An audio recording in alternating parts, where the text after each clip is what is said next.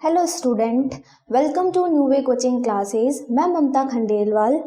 हम लोग यहाँ पे सोशल साइंस सब्जेक्ट के बारे में है वो डिस्कस करेंगे कि सोशल साइंस सब्जेक्ट हमारा क्या सिलेबस के साथ में है, उसके कितने सब सब्जेक्ट हैं, उन सभी बातों को हम धीरे धीरे इसके अंदर है वो डिस्कस है वो करेंगे। हम लोग मेनली 8th क्लास के सारे जितने सब्जेक्ट हैं उसको हम लोग धीरे धीरे आगे है वो कवर करने की कोशिश करेंगे।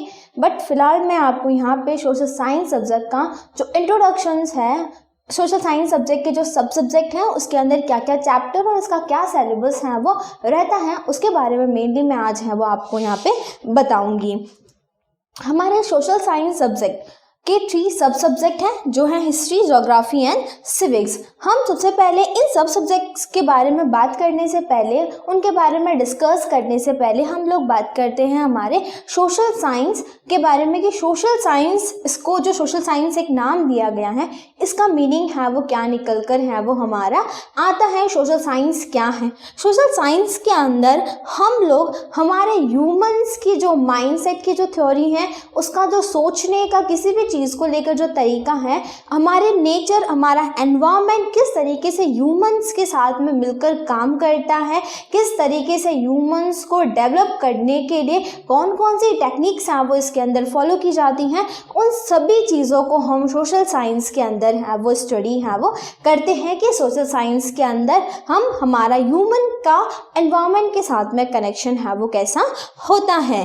अब हमारे सोशल साइंस सब्जेक्ट के 3 सब सब्जेक्ट है जो है, फर्स्ट उसका है हिस्ट्री, सेकंड है हमारी ज्योग्राफी एंड थर्ड है हमारा सिविक्स। सिविक्स को हम सिविक्स और सेकंड इसका नाम है सोशल एंड पॉलिटिकल लाइफ, दोनों नाम से हम सिविक्स को प्रोनाउंस है वो कर सकते हैं। मैं आपको यहाँ पे धीरे धीरे हमारे ज्योग्राफी का क्या सिलेबस है उसके बारे में मैं यहाँ पे डिस्कस करूँगी। नेक्स्ट हमारे ज्योग्राफी का क्या सिलेबस है उसके बारे में भी हम आगे धीरे डिस्कस करेंगे कि ज्योग्राफी का हमारे इसके अंदर क्या चैप्टर रहते हैं और उनके अंदर क्या क्या हमें स्टडी करना है, उनके अंदर हमारे क्या क्या सोर्सेज हैं वो दिए हैं, उसके बारे में भी हम यहाँ पे डिस्कस करेंगे। और नेक्स्ट हम लोग सिविक्स के बारे में भी डिस्कस करेंगे कि हमारे सिविक्स का जो सिलेबस है वो क्या रहता है, कितने चैप्टर हैं सिविक्स के अंदर, और उन थोड़ा थोड़ा उनका इंट्रोडक्शंस भी कि किस तरीके से हमारे पर्टिकुलर चैप्टर के अंदर क्या है वो दिया गया है। तो सबसे पहले हम लोग यहाँ पे हिस्ट्री के बारे में बात करते हैं कि हिस्ट्री के अंदर हमें क्या स्टडी है वो करना है। मैं आपको यहाँ पे सबसे पहले सिलेबस के बारे में क्यों बात करूँ? सिलेबस के बारे में हम जब भी कोई सब्जेक्ट आप अभी लोग 7 से 8 के अंदर आए हैं, तो आपको 8 के अंदर सोशल साइंस पूरा सब्जेक्ट पढ़ने से पहले आपको सोशल साइंस का जो इंट्रोडक्शन है, उसका जो सिलेबस है वो पढ़ना बहुत ज़्यादा ज़रूरी है, ताकि आपको लगेगा कि हमें सोशल साइंस के अंदर धीरे धीरे इन चैप्टर्स के अंदर हमको ये सारी जो सोर्सेज हैं, ये सारी जो जानकारी है वो हमें इसके अंदर है वो प्रोवाइड होगी। तो उसके लिए हमें उसका सिलेबस है वो मालूम होना बहुत ज़्यादा ज़रूरी है। इसीलिए हम लोग उसके चैप्टर के बारे में डिस्कस करेंगे कि किस तरीके से उसका क्या कितने चैप्टर रहते हैं और उन चैप्टर के अंदर क्या क्या हमारा है वो मटेरियल है, क्या हमें उसके अंदर है वो स्टडी है वो करना है। नेक्स्ट हम लोग पढ़ते हैं हिस्ट्री के चैप्टर्स के बारे में। हिस्ट्री का हमारा सिलेबस है वो क्या है। हिस्ट्री, हम सबसे पहले हिस्ट्री के मीनिंग के बारे में पढ़ते हैं कि हिस्ट्री हमारी क्या है। हिस्ट्री वो एक थिंग है जो हमें हमारे पास्ट के बारे में है वो स्टडी करवाती हैं। हमें बहुत मज़ा आता है जब हमें हमारे बचपन की कोई स्टोरी सुनाता है, कहानी सुनाता है कि आप बचपन में ऐसे थे। उसी तरीके से हमें हमारी जो पुरानी जो चीज़ें हैं कि हमारी कंट्री कैसे बनी, हमारी कंट्री के अंदर ये छोटी छोटी जो चीज़ें हैं वो कैसे धीरे धीरे इतना बड़ी जो उसने बिल्डअप है वो लिया, हमारे पास्ट में क्या होता था, अभी की गवर्नमेंट है वो ऐसी है तो पास्ट की गवर्नमेंट हमारी कैसी थी, अभी के जो सारा एनवायरनमेंट इस तरीके से है तो पहले का एनवायरनमेंट हमारा कैसा था। तो उन सारी चीज़ों के कि पहले हमारे जो रूलिंग था वो किस तरीके से चलता था, लोग किस तरीके के सोसाइटी में रहते थे, तो उन सब के बारे में हम हिस्ट्री के अंदर हैं वो पढ़ते हैं कि हमारे पास्ट में क्या क्या चीज़ें हैं वो चलती थी और हमारा पास्ट वो किस तरीके से काम है वो करता था। उन सारी इंफॉर्मेशंस को हमारी हिस्ट्री के अंदर है वो इंक्लूड है वो किया गया। अब हम लोग ये देखते हैं कि 8th क्लास के हिस्ट्री के अंदर हमें क्या क्या चैप्टर हैं वो पढ़ने हैं। सबसे पहला आपका चैप्टर है वो हमारा चैप्टर है हाउ, व्हेन एंड वेयर। कब, कहाँ और कैसे। अब हमारी हिस्ट्री कब, कौन से टाइम पीरियड के अंदर, किस टाइम में और कहाँ पे कैसी कैसी हमारे इंडिया की हिस्ट्री रही है, उसके बारे में हम लोग डिस्कस करते हैं। तो ये पूरा चैप्टर हमें यही बताता है कि इंडिया में जो टाइम पीरियड है उसके अंदर अलग अलग टाइम पीरियड के अंदर कैसी हिस्ट्री है वो हमारी रही है। हमारा एशियन टाइम पीरियड के अंदर हमारी हिस्ट्री कैसी थी, मिडाइवल टाइम पीरियड के अंदर हमारी हिस्ट्री कैसी थी, मॉडर्न में हमारी हिस्ट्री कैसी थी, और किस तरीके से हिस्ट्री को हमने इन 3 पार्ट के अंदर डिवाइड है वो किया है। हमने इन्हीं 3 नाम क्यों दिए, एशियन, मिडाइवल एंड मॉडर्न क्यों नाम दिया, हमने उसको कोई और क्यों नहीं नाम दिया। तो उन सारी ही इंफॉर्मेशन को हम हमारे फर्स्ट चैप्टर के अंदर हाउ, व्हेन एंड वेयर के अंदर है वो हम लोग इसको स्टडी है वो इसको करेंगे। अब हम लोग नेक्स्ट हमारे हिस्ट्री का चैप्टर है वो है from trade to territory and the company establishing power. अब हम लोग सेकेंड चैप्टर हमें क्या बोलता है, सेकेंड चैप्टर के हमें क्या अंदर क्या स्टडी है वो करनी है।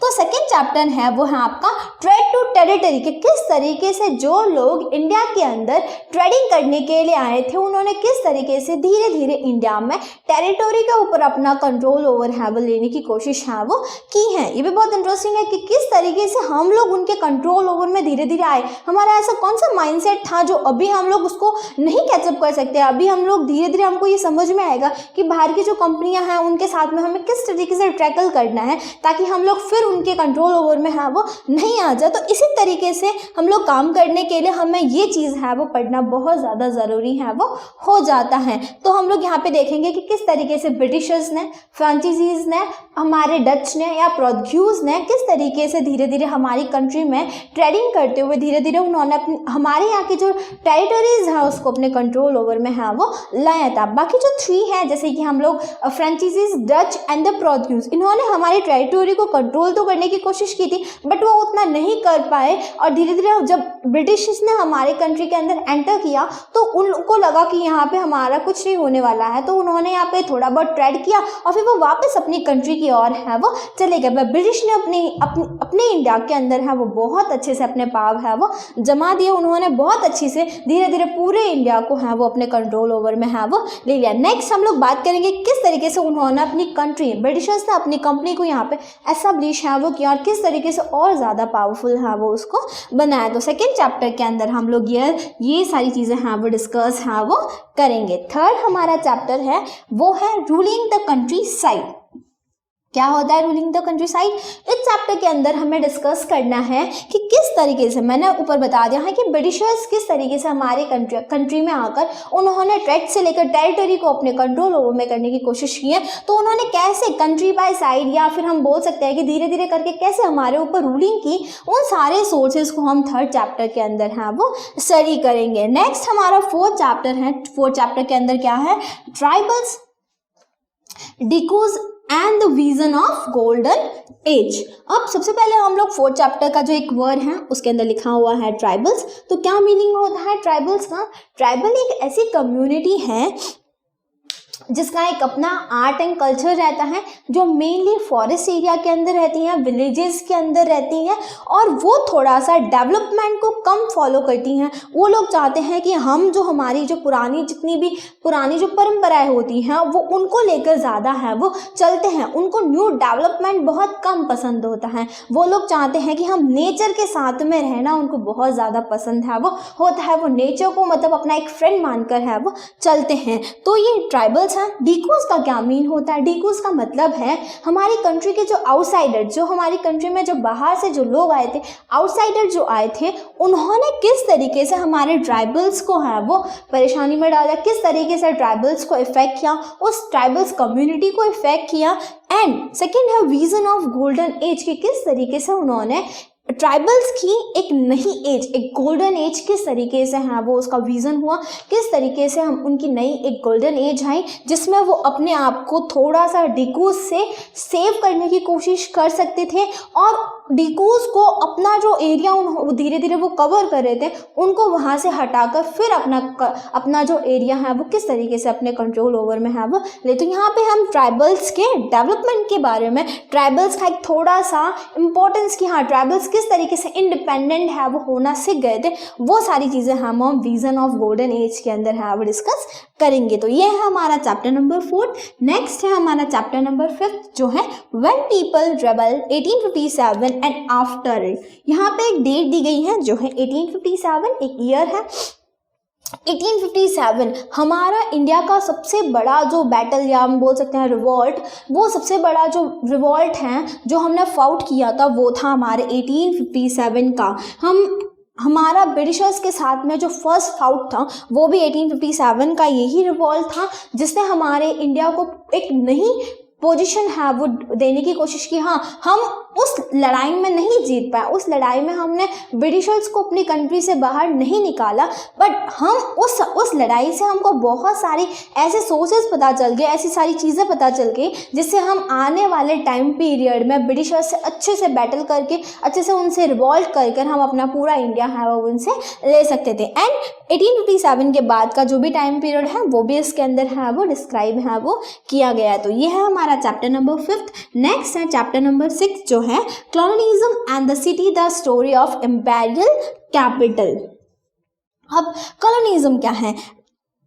बाहर की एक ऐसी कंट्री जो हमारी कंट्री में आउटसाइडर के तौर पर आते हैं और धीरे धीरे हमारी कम्युनिटी के ऊपर अपना कंट्रोल ओवर है वो कर देते हैं, तो वो कॉलोनिज्म के अंदर आता है। वो लोग क्या करते हैं, हमारी कंट्री में एक पैसे कमाने के लिए, एक अपनी जो रिच अपने आप को ज़्यादा रिच बनाने के लिए वो हमारी कंट्री को क्या करते हैं, डिस्ट्रॉय करने की कोशिश है वो करते हैं। तो वो हमारा कॉलोनिज्म है। और किस तरीके से इसी कॉलोनिज्म ने हमारी सिटीज़ को और हमारे इम्पीरियल कैपिटल को किस तरीके से इफ़ेक्ट है वो किया, वो हम चैप्टर नंबर 6 के अंदर है वो उसको हम डिस्कस करेंगे। नेक्स्ट हमारा चैप्टर है चैप्टर नंबर 7। अब चैप्टर नंबर 7 हमें क्या बताता है? चैप्टर नंबर 7 के अंदर है weavers, iron smelter and factory owners. 3 चीज़ों के बारे में यहाँ पे बात की गई है।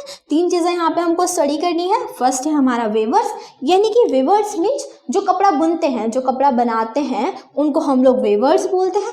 आयरन स्मेल्टर, जो आयरन ओर को जो लोग गलाने का काम करते हैं, उसको गलाकर उसमें से और भी बहुत सारे मेटल्स को बाहर निकालते हैं, उसको यूजफुल थिंग्स बनाते हैं, उस चीज़ को हम बोलते हैं iron smelter. And factory owners, जो फैक्ट्री के जो ओनर्स होते हैं, ओनर्स के तौर पर जो काम करते हैं, वो सारी चीज़ें हमारे इसमें आ जाएगी। तो अब इसके अंदर कि किस तरीके से उस समय ब्रिटिश टाइम पीरियड के अंदर हमारे इंडिया में वेवर्स की पोजीशन क्या थी, आयरन स्मेल्टर जो कंपनी या जो लोग थे उनकी पोजीशन क्या थी, फैक्ट्रीज़ की क्या पोजीशन थी, और किस तरीके से हमारे ब्रिटिशर्स ने हमारे वेवर्स को और आयरन स्मेल्टर कंपनी को बहुत ज़्यादा इफेक्ट किया, उसको हम यहाँ पे डिस्कस या स्टडी है वो करेंगे चैप्टर नंबर 7 के अंदर। और नेक्स्ट हम लोग स्टडी करते हैं हमारा चैप्टर नंबर 8। ये क्या है चैप्टर नंबर 8 के अंदर? तो चैप्टर नंबर 8 है civilising the native, educating the nation, कि किस तरीके से हमारे यहाँ के जो लोग हैं उनको ब्रिटिशर्स ने एजुकेशंस को देने में, प्रोवाइड करने में उन्होंने क्या क्या चीज़ें हैं वो सोची कि हम इंडियन को हम लोग एजुकेशन दे नहीं दे, या फिर हमारे जो इंडिया का जो एजुकेशंस है वो भी उन्होंने कंपेयर किया अपने एजुकेशंस के साथ में कि इंडिया का एजुकेशन कैसा है। उन्होंने ये सब चीज़ अपने दिमाग में लाई कि हम लोग इंडियंस को हम लोग क्या करेंगे, कैपेबल बनाएंगे ताकि वो लोग हमारे काम है वो आ सके। इसलिए उन्होंने इंडियंस को एजुकेशन प्रोवाइड करने के लिए बहुत सारी सोर्सेज हाँ वो वहाँ पे निकाले थे। उन्होंने डिस्कस भी किया बहुत सारी लोगों से, बहुत सारे वाइसराय ऐसे आए जिन्होंने हमारे एजुकेशंस के ऊपर बहुत ज़्यादा डिस्क्रिप्शंस भी हैं वो दी हैं। तो ये है हमारा चैप्टर नंबर 8। नेक्स्ट हम बात करते हैं चैप्टर नंबर 9 की, जो है वुमेन। फर्स्ट वुमेन के बारे में, सेकेंड हमारे कास्टिज्म, कास्ट के बारे में, और थर्ड हम लोग बात करेंगे रिफॉर्मर की कि रिफॉर्मर क्या है। फर्स्ट हम लोग करते हैं डिस्कस वुमेन को। हमें ये पढ़ना है कि ब्रिटिश टाइम पीरियड में या फिर हमारे मिडावल पीरियड के अंदर हमारे वुमेन की क्या पोजीशन है वो हमारे इंडिया के अंदर है वो रहती है। नेक्स्ट हमारे कास्ट सिस्टम की क्या पोजीशन थी, कास्ट किस तरीके से वर्क है वो करता था, कि कास्ट के मतलब कास्ट कितना इम्पॉर्टेंट है हमारी कंट्री के लिए, वो चीज़ कि हमारा अपर कास्ट लोअर कास्ट किस तरीके से उस सब में बहुत इंपॉर्टेंट रोल है वो फॉलो करते थे, वो चीज़ हम कास्ट के अंदर पढ़ेंगे। नेक्स्ट इन दोनों की पोजीशन को बेटर बनाने के लिए, यानी कि वुमेन की पोजीशन को बेटर बनाने के लिए और हमारे कास्ट सिस्टम को बेटर बनाने के लिए, कि जो बहुत ज़्यादा लोअर कास्ट अपर कास्ट हो रहा था, लोग जो लोअर कास्ट के लोग हैं उनको कुछ इंपॉर्टेंस ही नहीं देते थे, तो उन लोगों को भी डेवलपमेंट प्रोवाइड करने के लिए, उन लोगों को भी ह्यूमन की तरह ह्यूमंस को रखने के लिए उन्होंने लोगों को सिखाया कि सारे ह्यूमंस क्या होते हैं, इक्वल होते हैं। ऐसा नहीं है कि वुमेन अपनी कास्ट, या फिर हम बोल सकते हैं कि ह्यूमन जो है वो कास्ट के अंदर है वो डिवाइड होते हैं, उनकी पोजीशन चेंज हो जाती है, ऐसा बिल्कुल नहीं होता। भगवान ने हमको लाइन पे भेजा है, सब इक्वल है, हम किस तरीके से हम सभी को इक्वल प्रोवाइडेशंस है वो प्रोवाइड करेंगे। तो वो रिफॉर्मर ने हमारे इंडिया को है वो रिफॉर्मर्स, बहुत सारे ऐसे रिफॉर्मर्स हुए जिन्होंने इंडिया को इन दोनों की पोजीशन बेटर बनाने के लिए रिफॉर्मर्स हैं वो उन्होंने किया है। नेक्स्ट ये था हमारा चैप्टर नंबर 9। नेक्स्ट हमारा चैप्टर है चैप्टर नंबर 10। अब चैप्टर नंबर 10 क्या था, changing, first changing the world of visual art. अब चेंजिंग मैंने पहले ही बता दिया, हिस्ट्री का मतलब ये होता है कि हम पास्ट को प्रेजेंट के साथ में क्या करते हैं, एक कंक्लूजन देखते हैं उसके अंदर कि किस तरीके से हमारे पास्ट में क्या चीज़ें थी, हमारे प्रेजेंट में क्या चीज़ें हैं, कितना डेवलपमेंट है वो दोनों पास्ट और प्रेजेंट के अंदर है वो हुआ है, और हमारा जो हिस्ट्री है वो कैसे बनती है, धीरे धीरे कर कर ही हमारी हिस्ट्री बनती है। तो उसमें हमको बहुत सारे चेंजेस हैं वो देखने को मिलते हैं।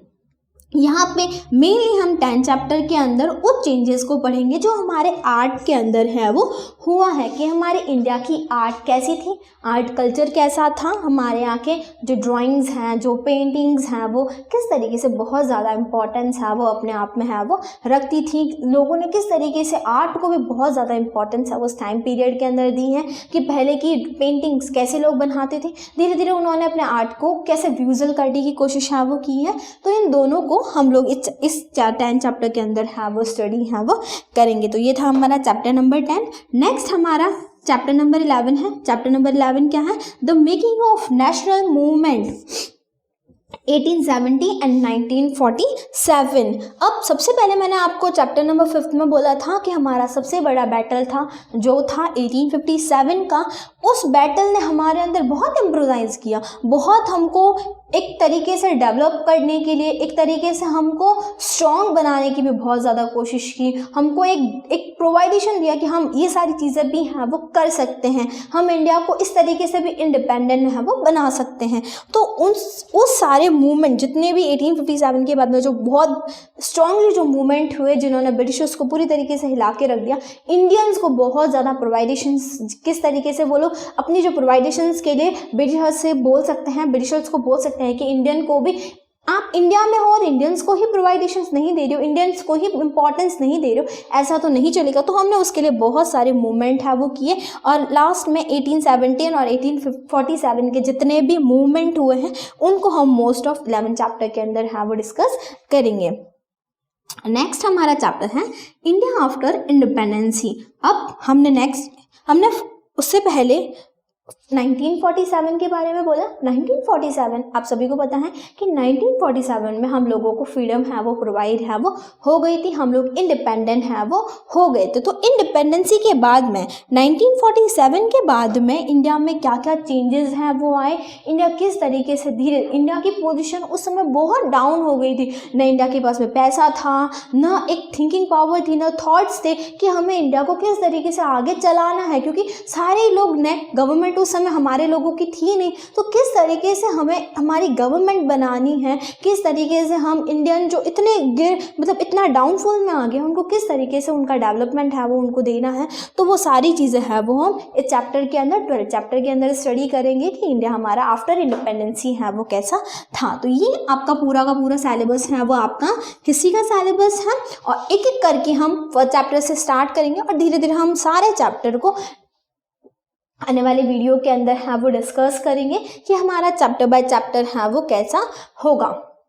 नेक्स्ट अब हम लोग बात करते हैं, नेक्स्ट हम लोग डिस्कस करते हैं हमारे ज्योग्राफी सब सब्जेक्ट की कि हमारी ज्योग्राफी क्या है, हमारी ज्योग्राफी का क्या सिलेबस है, कितने चैप्टर हैं हमारी ज्योग्राफी के अंदर। ठीक है, अब पहले हम लोग डिस्कस करते हैं हमारी ज्योग्राफी को कि ज्योग्राफी क्या है, क्या मीनिंग है हमारी ज्योग्राफी का, और ज्योग्राफी का मीनिंग हमारे सोशल साइंस के अंदर भी क्या निकल कर है वो आता है। तो उन सारी बातों को हम धीरे धीरे हैं वो ज्योग्राफी के अंदर डिस्कस करते हैं। सबसे पहले हम लोग बात करते हैं ज्योग्राफी के मीनिंग का कि सोशल साइंस के अंदर एक सब सब्जेक्ट है जो है हमारी ज्योग्राफी, तो छू डाली गई है उसको सोशल साइंस के अंदर। मैंने जैसा आप लोगों को बोल दिया है कि किस तरीके से जो हमारा एनवायरनमेंट, हम साइंस के अंदर सिर्फ इतना ही पढ़ते कि हमारा एनवायरनमेंट कैसा है, हम उसको कभी भी ह्यूमंस के साथ में कंपेयर करते हुए नहीं देखते हैं कि हमारा एनवायरनमेंट और ह्यूमन दोनों की कनेक्टिविटी कैसी है, दोनों का माइंडसेट कैसा है, किस तरीके से एनवायरनमेंट ह्यूमन के साथ में काम करता है, ह्यूमन एनवायरनमेंट के साथ में काम करता है। सोशल साइंस है ही तो ऐसा जो सारी की सारी टेक्नोलॉजी को ह्यूमंस के साथ में जोड़ कर देखता है, उसका थॉट क्या है उस चीज़ को लेकर उसके बारे में बात है वो करता है। तो हम ज्योग्राफी के अंदर हमारे एनवायरनमेंट का ह्यूमंस के साथ में जो कनेक्ट है, हमारा जो जितना भी एनवायरनमेंट है, हमारे एनवायरनमेंट के जितने भी सोर्सेस हैं, उन सबको हम ज्योग्राफी के अंदर स्टडी है वो करते हैं। चलो हम लोग नेक्स्ट बात करते हैं ज्योग्राफी के फर्स्ट चैप्टर की कि फर्स्ट चैप्टर क्या है। फर्स्ट चैप्टर है हमारा रिसोर्सेज। अब क्या मीनिंग है रिसोर्सेज का? रिसोर्सेज का मीनिंग है एनवायरनमेंट से ऐसी थिंग्स हमें प्रोवाइड होती हैं, ऐसे रिसोर्सेज हमें प्रोवाइड होते हैं जो हमारी डेली लाइफ के अंदर यूटिलाइज हैं वो होते हैं। हम लोग स्टडी करने के लिए बैठते हैं, हम लोग टेबल का यूज़ करते हैं, हम लोग चेयर का यूज़ करते हैं, हम लोग बुक का यूज़ करते हैं। तो वो सारी चीज़ें हैं क्या? वो सारी चीज़ें हमारा रिसोर्सेज है। हम बुक की बात करते हैं, बुक किससे बनती है? हमारे ट्री से बनती है। ट्री को गलाने के बाद में हम उससे हमारी बुक को फाउंडेशन करते हैं, उसका निर्माण करते हैं।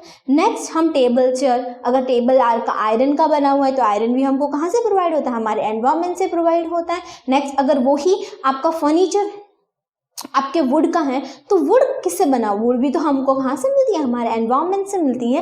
तो ये सोशल साइंस के ज्योग्राफी सब सब्जेक्ट के अंदर हमको ह्यूमंस और किस तरीके से आपका एनवायरनमेंट है, उन दोनों को हमें यहाँ पे स्टडी है वो करना है। तो ये हम सबसे पहले रिसोर्सेज के बारे में कि हमें एनवायरनमेंट क्या प्रोवाइड करता है और वो चीज़ हमारे कितने यूटिलाइज के अंदर है वो आती है, तो वो है हमारा रिसोर्सेज। अब कौन कौन से रिसोर्सेज हैं, हमें एनवायरनमेंट से कौन कौन से रिसोर्सेज प्रोवाइड होते हैं, वो थिंग्स हैं वो हम कहाँ पे पढ़ेंगे? हमारे चैप्टर नंबर 2 के अंदर, जो है फर्स्ट है लैंड, सेकंड है सॉइल, थर्ड है water, natural vegetation and wild life resources.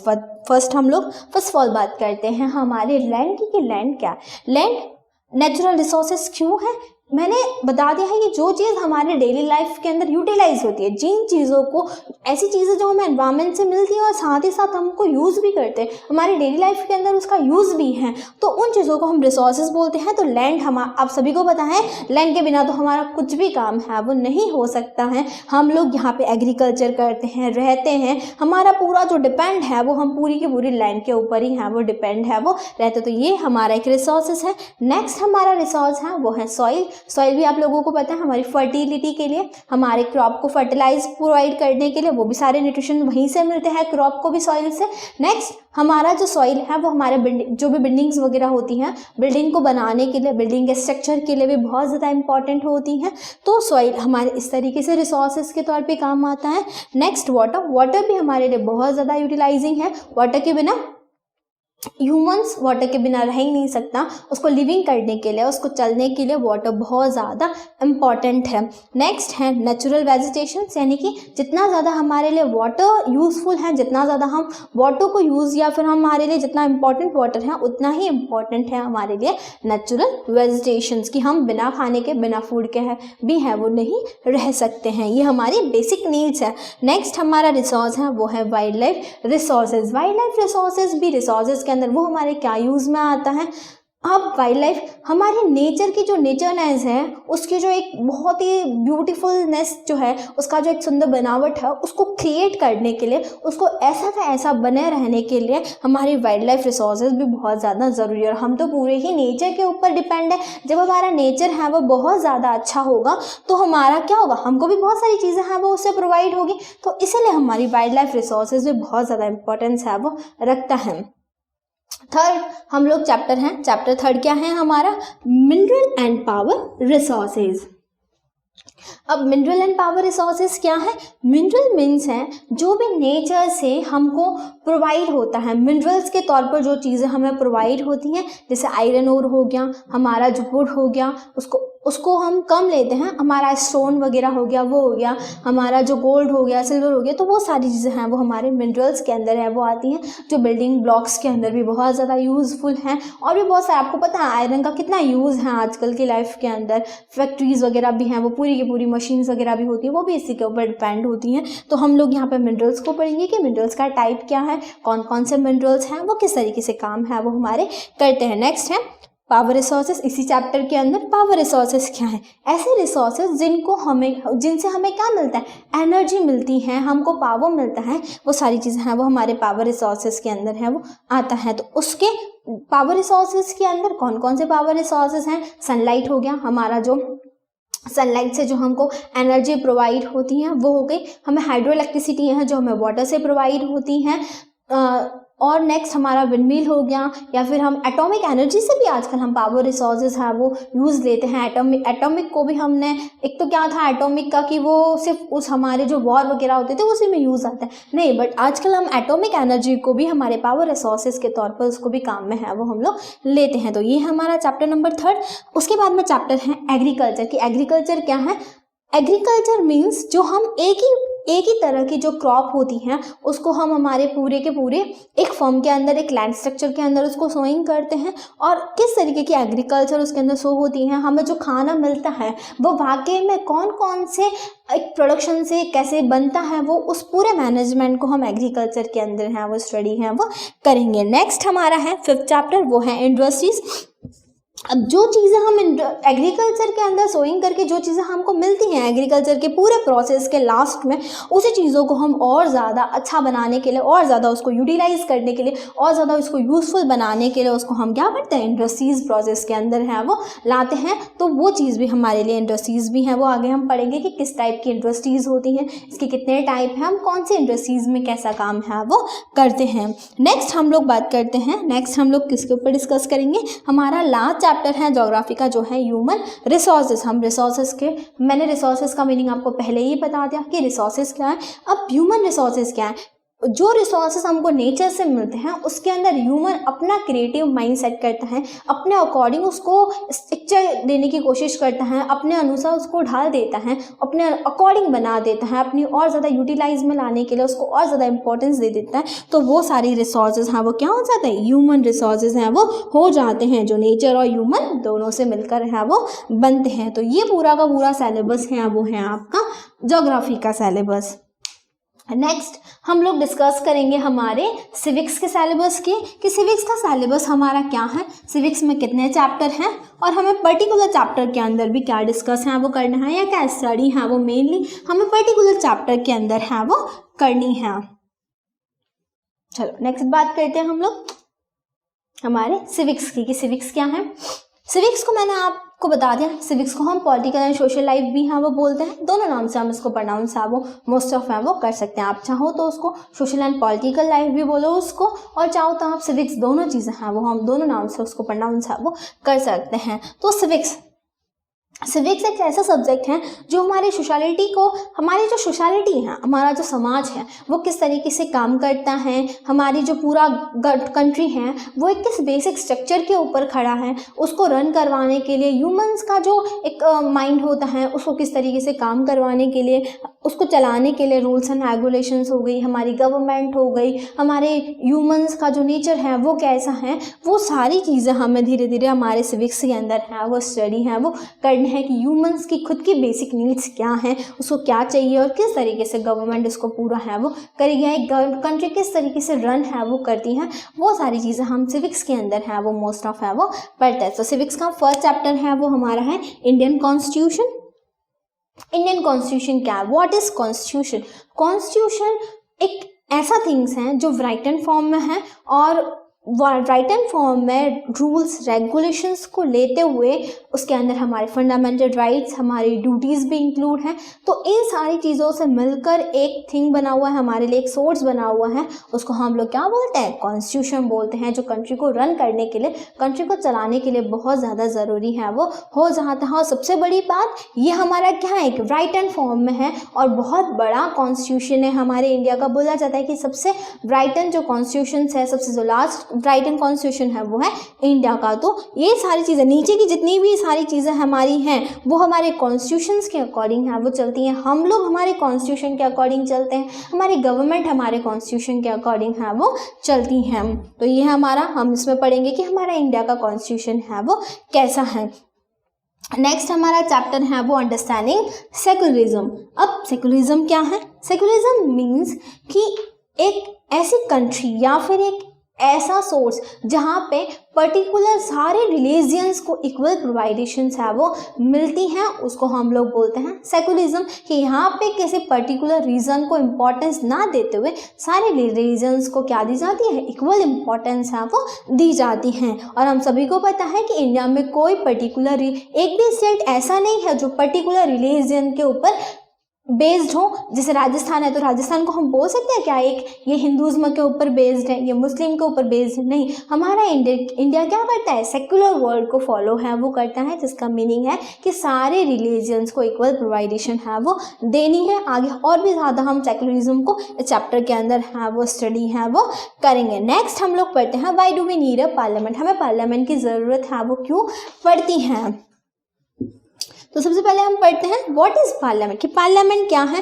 Parliament हमारा एक ऐसा ग्रुप या फिर हम बोल सकते हैं ऐसा एक कम्युनिटी या फिर ऐसा एक ग्रुप बनाया गया है, ऐसा एक सोर्स बनाया गया है जो क्या करता है, हमारे बेसिक नीड्स को जो फुलफिल करने की कोशिश है वो करता है। अब पार्लियामेंट के अंदर जैसे हमारी कंट्री जब बनी थी या फिर हमारी जो कंट्री के अंदर जो गवर्नमेंट है, अब हमारी कंट्री की बहुत लार्ज पॉपुलेशन है, तो सारे लोग तो हमारी कंट्री में, हमारे स्टेट में या फिर हमारे जो गवर्नमेंट है वहाँ पे जाकर अपनी बेसिक नीड्स को नहीं बता सकते हैं, या फिर उनकी खुद की थ्योरी क्या, वो खुद क्या सोचते हैं, उनके थॉट क्या हैं, उनको बेसिक सारे जितने विलेजेस हैं, सिटीज़ हैं, उनके वहाँ के जो, जैसे हम राजस्थान के, तो राजस्थान के जो पर्टिकुलर विलेजेस के लोग हैं उनका थॉट कैसा रहता है। अब गुजरात है, गुजरात के लोगों का थॉट कैसा रहता है। पर्टिकुलर हर ह्यूमन का अपना एक अलग थॉट या क्राइटेरिया होता है, अलग सोच के साथ में वो अपना बातें हैं वो रखते हैं। तो हम लोग एक एक जाकर तो अपनी गवर्नमेंट में अपनी बातें नहीं रख सकते हैं, उसलिए हमने क्या किया है, पार्लियामेंट का फाउंडेशन है वो किया है। पार्लियामेंट के अंदर, अब हमने पार्लियामेंट का फाउंडेशन तो कर दिया, पार्लियामेंट के अंदर लोग कौन से होते हैं, जिन लोगों को हम बाय इलेक्शन के थ्रू चूज़ कर हम लोग क्या करते हैं, पार्लियामेंट के अंदर भेजते हैं, और वो लोग हमने यहाँ से इलेक्शन देकर हमारा जो रेजिडेंशियल एरिया होता है वहाँ से हम उनको भेजते हैं, तो उनको हमारे बारे में सब कुछ पता होता है कि हमारा थॉट क्या है, हम लोगों को क्या बेसिक नीड है, गवर्नमेंट को किस तरीके से, हमारे अकॉर्डिंग वो गवर्नमेंट को किस तरीके से हाँ वो चला सकते हैं। तो इसीलिए हमें पार्लियामेंट की ज़रूरत है वो रहती है। नेक्स्ट है अंडरस्टैंडिंग लॉज। इसके अंदर हमारे कॉन्स्टिट्यूशन में जितने भी लॉज दिए गए हैं उसको हम अंडरस्टैंड करने की कोशिश हाँ वो करेंगे कि हमारा लॉज है, हम जितने रूल्स एंड रेगुलेशंस को फॉलो करते हैं वो सब क्या हैं, उनको किस तरीके से फॉलो करना है, फॉलो नहीं करेंगे तो क्या होगा, कौन सी पनिशमेंट मिलेगी, या हमें रूल्स को रेगुलेशंस को फॉलो करना क्यों ज़रूरी होता है, वो सारी चीज़ें हैं वो हम अंडरस्टैंडिंग लॉज के अंदर हैं वो डिस्कस करेंगे। नेक्स्ट चैप्टर है आपके सिविक्स का, वो है हमारी जुडिशरी। अब हमारे गवर्नमेंट के 3 पार्ट होते हैं, फर्स्ट लेजिस्लेचर, सेकंड एग्जीक्यूटिव और थर्ड होता है जुडिशरी। अब मैं धीरे धीरे आपको आगे गवर्नमेंट के बारे में जब डिस्कस करेंगे हम लोग, तो मैं आपको लेजिस्लेचर के बारे में भी, एग्जीक्यूटिव के बारे में भी अच्छे से बताऊंगी, और हमारी जुडिशरी किस तरीके से काम करती है उसके बारे में भी हम डिस्कस करेंगे। बट अब यहाँ पे थोड़ा सा हम लोग डिस्कस कर लेते हैं जुडिशरी को, कि जुडिशरी क्या है। जुडिशरी हमारा एक ऐसा न्याय जिसको हम लोग बोलते हैं जस्टिस, जो हमको प्रोवाइड करता है। अगर हमारे साथ में कोई क्राइम हो जाए तो हमको जस्टिस कहाँ से मिलता है, या फिर हमारी कंट्री सारे रूल्स एंड रेगुलेशंस को फॉलो करते हुए चले, ये सारी चीज़ें हैं वो हमारी जुडिशरी के अंदर हैं वो आती हैं। तो ये हमारी कंट्री का एक इम्पॉर्टेंट पिलर होता है, जो हमारी कंट्री को ऐसा का ऐसा बनाने में या फिर और ज़्यादा अच्छा बनाने में सपोर्ट है वो करता है, क्योंकि हमें हमारे जस्टिस की बहुत ज़्यादा ज़रूरत है वो टाइम पर है वो रहती है। नेक्स्ट हमारा चैप्टर है चैप्टर नंबर 6, जो है अंडरस्टैंडिंग क्रिमिनल जस्टिस। ये इसी का एक पोर्शन है, जो ये है जुडिशरी के अंदर। हमने जुडिशरी के हम पार्ट के बारे में बात करेंगे कि जुडिशरी का जो पूरा का पूरा जो फाउंडेशन है, पूरा का पूरा जो सिस्टम है, वो कितने टाइप के अंदर डिवाइड है। और जुडिशरी के बाद में जुडिशरी के अंदर ही हम क्रिमिनल जस्टिस सिस्टम्स को नेक्स्ट चैप्टर के अंदर स्टडी करेंगे कि हमारा क्रिमिनल जस्टिस सिस्टम है वो कैसा है, किस तरीके से हम क्रिमिनल्स को, या फिर हम क्रिमिनल्स से अगर अफेक्ट हैं तो हमको किस तरीके से जस्टिस है वो प्रोवाइड है वो होगा। नेक्स्ट हमारा चैप्टर है जो है अंडरस्टैंडिंग मार्जिनाइजेशंस। अब मार्जिनाइजेशंस क्या है? मार्जिनाइजेशंस का मतलब होता है हमारे यहाँ के कुछ बैकवर्ड जो लोग होते हैं, हमारी एक ऐसी कम्युनिटी, मीन्स हमने जो फर्स्ट हमारी हिस्ट्री के अंदर जो ट्राइबल्स के बारे में बात की थी ना, ट्राइबल्स ही हमारे मार्जिनाइजेशंस के अंदर भी हैं वो आते हैं। ऐसे पिछड़े लोग जिनको हमें क्या करना है, अंडरस्टैंड कर उनको भी हमारी कंट्री में इक्वल प्रोवाइडेशन देते हुए उनका भी डेवलपमेंट है वो हमें करना है। तो यहाँ पे हम मार्जिनाइजेशंस को अच्छे से अंडरस्टैंड करेंगे कि वो लोग कैसे हैं और उनको वो किस माइंडसेट के साथ में है वो हमारे साथ में है वो रह सकते हैं। नेक्स्ट हम लोग चैप्टर नंबर 8 की बात करते हैं, जो है कन्वर्टिंग मार्जिनाइजेशंस। अब क्या है कन्वर्टिंग मार्जिनाइजेशंस? हमारे ब्रिटिश टाइम पीरियड के अंदर बहुत ज़्यादा इफेक्ट है वो मार्जिनाइजेशन को किया गया था। उसके बाद में हमारी कंट्री फ्रीडम मिल गई, और फ्रीडम के बाद में आज भी ऐसे बहुत सारे विलेजेस हैं, ऐसे बहुत सारे फॉरेस्ट एरिया हैं जहाँ पे आज भी मार्जिनाइजेशंस को एक तरीके से उनको बहुत ज़्यादा स्ट्रगल करना पड़ रहा है अपनी पोजीशन को बेटर बनाने के लिए, अपना डेवलपमेंट करने के लिए। तो किस तरीके से हम मार्जिनाइजेशंस को सारी की सारी बेसिक नीड्स प्रोवाइड करें, उनको किस तरीके से बाकी जो हम इंडियंस हैं उनकी तरह किस तरीके से बनाएं, तो वो सारी चीज़ें हम अंडरस्टैंडिंग करेंगे कन्वर्टिंग मार्जिनाइजेशंस के अंदर। तो ये है हमारा चैप्टर नंबर 8। अब नेक्स्ट हम लोग डिस्कस करते हैं चैप्टर नंबर 9 की। तो चैप्टर नंबर 9 क्या है? Public facilities. पब्लिक फैसिलिटीज़, अब पब्लिक हम लोग क्या है, पब्लिक ही है, आम लोग हैं, पीपल्स हैं। अब पीपल्स की या पब्लिक की क्या क्या ज़रूरतें हैं, क्या क्या फैसिलिटीज़ हैं, उनको गवर्नमेंट कैसे प्रोवाइड करेगा, और हमारी क्या क्या फैसिलिटीज़ रहती हैं। हमको क्या चाहिए? अच्छा खाना चाहिए, अच्छी रहने के लिए जगह चाहिए, अच्छे कपड़े चाहिए, बस यही तो कुछ छोटे स्टडी चाहिए, मोस्ट ऑफ स्टडी, हमको पढ़ाई चाहिए जिससे हम हमारा खुद अपने आप हम अपना डेवलपमेंट है वो करें। तो ये चीज़ें हैं वो हम पब्लिक फैसिलिटी के अंदर है वो आगे डिस्कस है वो करेंगे। नेक्स्ट है हमारा चैप्टर नंबर 10। चैप्टर नंबर 10 क्या है? Law and social justice. अब सोशल जस्टिस के एक तो सोशल जस्टिस लोगों को किस तरीके से प्रोवाइड होता है, और हमारे लॉज और सोशल जस्टिस किस तरीके से दोनों काम करते हैं, हमारे लॉज क्या क्या हैं और उसे किस तरीके से हमको जो सोशल जस्टिस है वो प्रोवाइड होता है, उनके बारे में हम लोग डिस्कस करेंगे चैप्टर नंबर 10 के अंदर। तो ये आपका पूरा सिलेबस है वो है क्लास 8 के सोशल साइंस का। और मैं धीरे धीरे आपको नेक्स्ट वीडियो के अंदर की चैप्टर, हमने फर्स्ट के बारे में बात की, फिर हम नेक्स्ट चैप्टर के बारे में बात करेंगे। तो हम यहाँ पे अपने पूरे सोशल साइंस सब्जेक्ट का जो सिलेबस हैं, जो चैप्टर हैं, उनके बारे में हम लोग हैं वो डिस्कस करेंगे, और मैं सारी चीज़ें हैं वो आपको यहाँ पे है वो स्टडी है वो करवाऊँगी। ये तो था हमारा सिलेबस, ठीक है। Thank you so much. To get the regular updates, please subscribe our channel and also press the bell icon. And also don't forget to like and share the videos with your friends and colleagues.